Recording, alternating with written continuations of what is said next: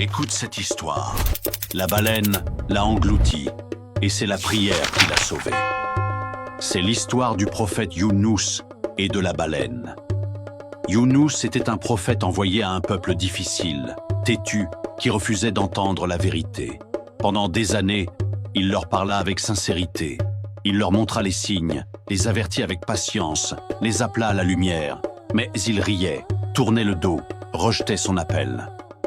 Un jour, le cœur lourd, il décida de partir, non pas sur ordre du Seigneur, mais par lassitude, par douleur, par fatigue. Il quitta la ville, il abandonna sa mission. Sur la côte, un navire s'apprêtait à lever l'ancre. Younous monta à bord, espérant laisser derrière lui l'échec et l'ingratitude. Mais dans le ciel, une autre histoire s'écrivait. Au milieu du voyage, le vent se leva, les nuages s'amassèrent, les vagues se dressèrent. Le navire tanguait dangereusement, comme porté par une force invisible. Les marins comprirent qu'il fallait alléger la charge, mais aussi qu'un homme parmi eux portait peut-être une faute, un fardeau. Alors, ils décidèrent de tirer au sort. Une main plongea dans l'urne et le nom de Younous apparut. Ils tirèrent une seconde fois, puis une troisième.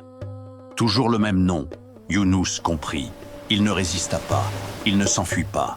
Il savait que ce n'était pas eux qui l'avaient désigné, mais le Très-Haut. Alors, il se laissa tomber dans les flots et la mer l'accueillit. Mais ce n'était pas la fin.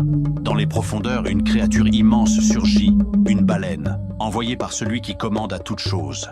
Elle l'engloutit sans le blesser, sans le tuer. Dans son ventre, il faisait ni jour, ni nuit, rien que le noir. Un noir si profond qu'on ne distingue plus sa propre main.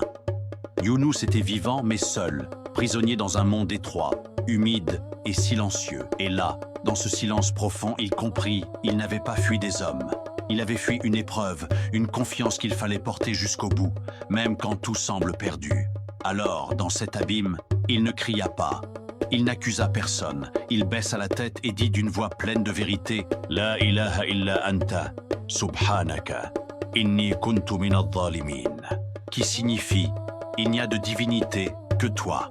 Gloire à toi, j'ai été parmi les injustes. » Cette prière simple mais sincère monta jusqu'au trône. Les anges plaidèrent pour lui et le Seigneur, dans sa miséricorde, accepta son repentir.